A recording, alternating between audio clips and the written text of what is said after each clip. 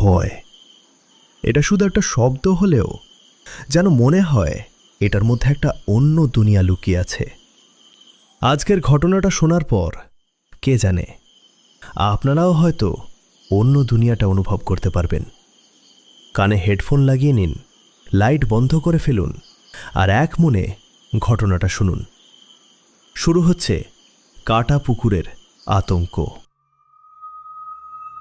রাত তখন 2:17। শহরের সবচেয়ে পুরনো মর্গ কাটা পুকুর।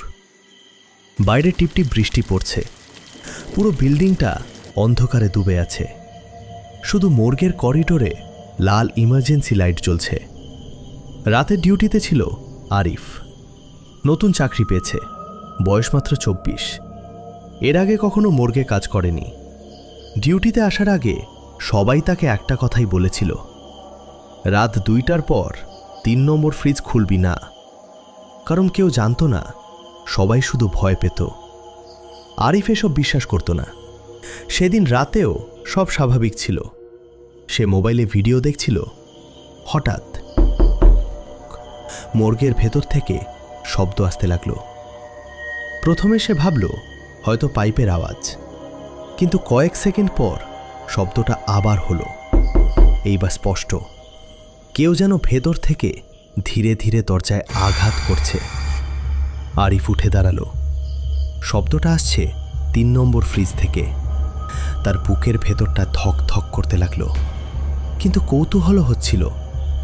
সে ধীরে ধীরে সামনে গেল। ফ্রিজের দরজার নিচ দিয়ে পানি বের হচ্ছে, কিন্তু সেটা পানি না, রক্ত। আরিফের হাত কাঁপছিল, তবুও সে দরজাটা খুলে ফেলল। ভেতরে একটা মেয়ের মৃতদেহ, চোখ দুটো খোলা, মুখে অদ্ভুত একটা হাসি, আর গলার নিচ থেকে পুরো শরীর কাটা দাগে ভরা। আরিফ দ্রুত দরজা বন্ধ করতে গেল। ঠিক তখনই মৃতদেহটা ফিসফিস করে বলল, এত দেরি করলি কেন?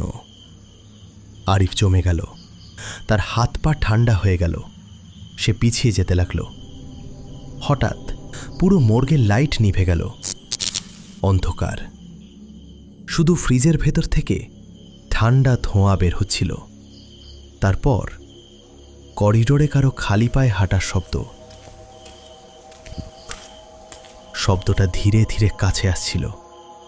আরিফ মোবাইলের ফ্ল্যাশ জ্বালালো, কিন্তু আলো জ্বালাতেই সে দেখল করিডোরের একদম শেষে সেই মেয়েটা দাঁড়িয়ে আছে, যে কয়েক সেকেন্ড আগেও ফ্রিজের ভেতরে ছিল। তার মাথা একদিকে বাঁকা, চোখ পুরো কালো, আর ঠোঁট ছেলে কান পর্যন্ত চলে গেছে। হঠাৎ মেয়েটা দৌড়াতে শুরু করল, অস্বাভাবিক দ্রুত। আরিফ প্রাণপণে দৌড় দিল। মর্গের একটার পর একটা দরজা নিজে নিজে বন্ধ হতে লাগল। শেষে সে গিয়ে আটকা পড়ল পোস্টমর্টেম রুমে। রুমের মাঝখানে একটা মৃতদেহ ঢাকা ছিল সাদা কাপড়ে। আরিফ কাঁপতে কাঁপতে দরজা ধাক্কাচ্ছিল।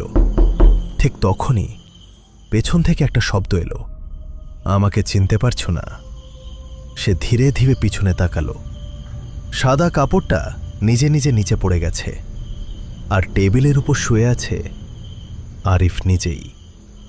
চোখ খোলা, পেট কাটা, মুখে শুকনো রক্ত, আর তার ঠিক পাশে দাঁড়িয়ে সেই মেয়েটা হাসছিল।